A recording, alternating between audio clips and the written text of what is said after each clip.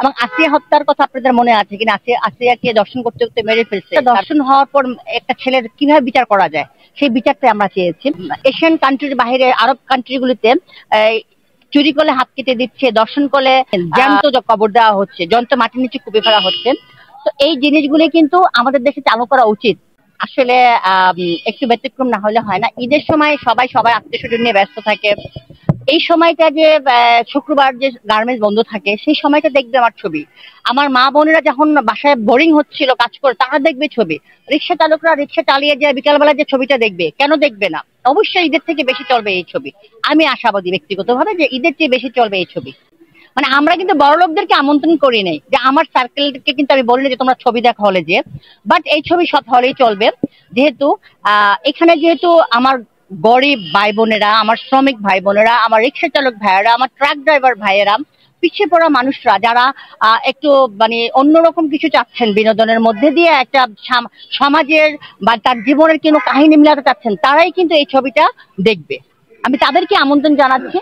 আমার দেশবাসীর কাছে যারা দর্শক আছে, সিনেমা হলে যারা ছবি দেখেন বা দেখবেন, তারা 14 নভেম্বর অবশ্যই অবশ্যই সিনেমা হলে যে গোয়ার সিনেমা দেখবেন। এখন কিন্তু ট্রেইলার চলতেছে প্রত্যেকটা হলে, প্রত্যেকটা সিনেমার মাঝখানে। আর ঈদ তো ঈদই, সবাই তো সবকিছু করে, আমি একটু ব্যতিক্রম করেই চলতে চাই, কারণ আমি আমার মতোই ব্যতিক্রম। লোকদের ছেলেমেয়েরা কখনো ধর্ষিত হয় না, ধর্ষণ হয় না, কারণ তারা গাড়িটা চলে, তাদের আশেপাশে বডিগার্ড থাকে, ড্রাইভার থাকে, ম্যানেজমেন্টের লোকজন থাকে। দর্শন কিন্তু হচ্ছে গরিবের মেয়েরাই, যারা একটু সুন্দর, দেখতে শুনতে একটু সাবলীল, তারাই কিন্তু ধর্ষিত হচ্ছে, ধর্ষণ হচ্ছে। তা আমরা ভাবলাম যে এই ধর্ষণ মুক্ত বাংলাদেশ গড়ার জন্য এই ছবিটাই আমরা হাতে নিয়েছিলাম। এবং আসিয়া হত্যার কথা আপনাদের মনে আছে কিনা? আসিয়াকে দর্শন করতে করতে মেরে ফেলছে তার বোনের জামাই, সেই জিনিসটা কিন্তু আমরা তুলে আনছি। সেখানে কিন্তু যে কিভাবে একটা দর্শন হওয়ার পর একটা ছেলের কিভাবে বিচার করা যায় সেই বিচারটাই আমরা চেয়েছি। আপনি দেখবেন বিভিন্ন দেশের মানে বাংলাদেশের বাহিরে, এশিয়ান কান্ট্রির বাইরে আরব কান্ট্রিগুলিতে চুরি করলে হাত কেটে দিচ্ছে, দর্শন করলে মানে সাজা মানে হচ্ছে মানে জ্যান্ত কবর দেওয়া হচ্ছে, যন্ত্র মাটির নিচে কুপে ফেলা হচ্ছে। তো এই জিনিসগুলি কিন্তু আমাদের দেশে চালু করা উচিত, আমাদের দেশকে শান্ত করার জন্য, সুন্দর করার জন্য। দেখেন আমাদের কিন্তু দর্শন বন্ধ হয়নি, আমাদের কিন্তু মাদক বন্ধ হয়নি, আমাদের কিন্তু অনেক কিছু বন্ধ হয়নি।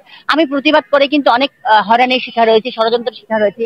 আমি যখনই কারো পক্ষে কথা বলি অন্য পক্ষ আমার পিছনে লেগে যায়।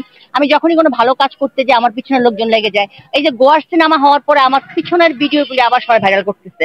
আরে বাবা, তোমরা যারা কমেন্ট দাও আমাকে যে আমাকে র‍্যাব ধরে নিচ্ছে, এটা তো আমি প্রাউড ফিল করি যে আমাকে মিথ্যা ষড়যন্ত্র করে র‍্যাব ধরে নিয়েছে। এটা তো মানে আমি নিজে প্রাউড ফিল করি। কেন?